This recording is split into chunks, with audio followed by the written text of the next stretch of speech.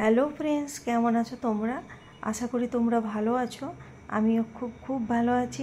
আজকে চলে এসেছি আরেকটি রেসিপি নিয়ে। আজকে বানাবো গাজরের হালুয়া। আধা কিলোর মতন আমি গাজর নিয়ে এসেছি, আর এই আধা কিলো গাজরেই আমি কিন্তু আজকে বানাবো গাজরের হালুয়া। গাজরটাকে প্রথমে ধুয়ে ছিলে নিয়েছি, ওপরে যে অংশটা ছিল ওটা ছিলে বের করে দিয়েছি। তারপরে গাজরটাকে আমি কিন্তু ধুয়ে সাফ করে নিলাম। তারপরে এক এক করে গাজরটাকে আমি কদ্দুকস করে নেব। তো গাজরটাকে কদ্দুকস করে যখন হালুয়া বানানো যায় খুব ভালো হয়। আর অনেকে এমন করে যে সিদ্ধ করে ম্যাশ করে নেয় বা মিক্সার জারে দিয়ে পেস্ট করে নেয়। তো তার থেকে এটা কিন্তু ভালো, যদি কদ্দুকস করে নাও তাতে কিন্তু খুব ভালো হয়। আধা কিলোর মতন যে গাজর নিয়েছিলাম, তো এতটাই বেরিয়েছে। যাই হোক, একটা কড়াই বসিয়ে দিলাম গ্যাসের ওপর। কড়াইটা গরম হয়ে যাক। গরম হয়ে গেলে খানিকটা দিয়ে দেব ঘি। আর আমি হালুয়াটা কিন্তু বানাবো পুরোটাই ঘি দিয়ে, আর দুধও অ্যাড করব পরে।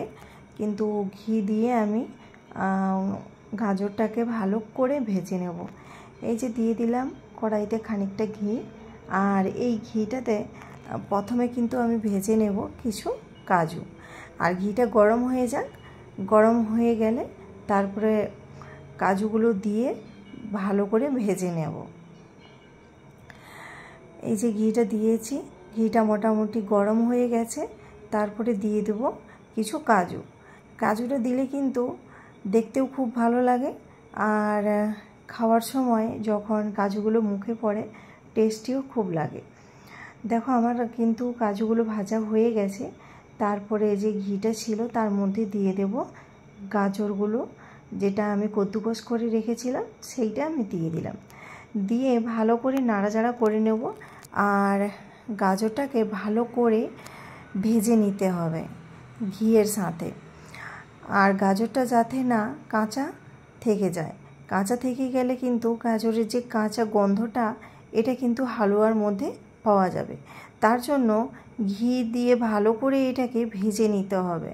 ভাজার পরে দেখে নিতে হবে চেপে চেপে যে এর থেকে ঘি বেরোচ্ছে। তো যদি ঘি বেরোয় তাহলে ভাববে যে এর জলটা যে ছিল ওটা কিন্তু শুকনো হয়ে গেছে। এই যে দেখো, আমি দেখিয়ে দিলাম যখন চেপেছি তখন কিন্তু এর মধ্যে থেকে ঘি বের হচ্ছে। মোটামুটি আমার ভাজা কমপ্লিট হয়ে গিয়েছে। তারপরে আমি অ্যাড করে দিচ্ছি চিনি। যারা যেমনভাবে মিষ্টি খাও সেরকম তোমরা মিষ্টি দিতে পারবে। তো আমি আমার প্রয়োজন মতো মিষ্টি দিয়ে দিয়েছি। চিনিটা দিয়ে ভালো করে মাখিয়ে নিচ্ছি যাতে চিনিটা গলে যায়। চিনিটা গলে গেলে তারপরে কিন্তু অ্যাড করব দুধ। তো তার জন্য নাড়াচাড়া করতেছি, তো চিনিটা গলে যাওয়ার জন্য। যাই হোক, কিছুক্ষণ নাড়াচাড়া করতে হবে। আর গ্যাসের ফ্লেমটা একেবারে কম করে দিতে হবে, না হলে চিনি কিন্তু পুড়ে যাওয়ার চান্স থাকতে পারে। মোটামুটি গাজরটা আমার চিনিটা আমি যে দিয়েছিলাম মিলিয়ে গিয়েছে।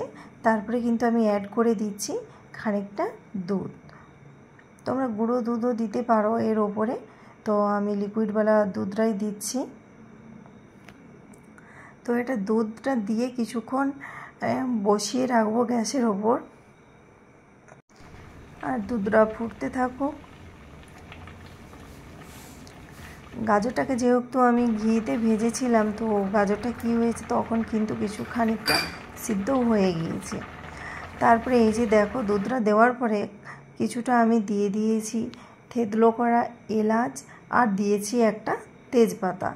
এর কিন্তু সেন্টটা খুব ভালোই ওঠে তেজপাতাটা, আর যখন এলাচটা দিয়ে দেবে এর সেন্ট পুরো ঘরে কিন্তু ভাসতে থাকবে।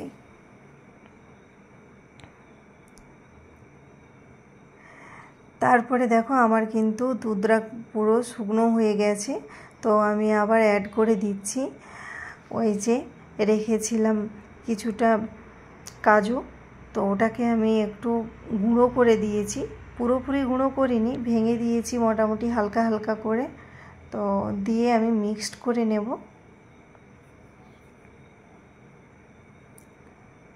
গাজরের হালুয়াটা কিন্তু আমার একেবারে কমপ্লিট। তো কেমন হয়েছে ভিডিওটা প্লিজ কমেন্টে বলবেন। দেখো গাজরের হালুয়াটা একেবারে কমপ্লিট।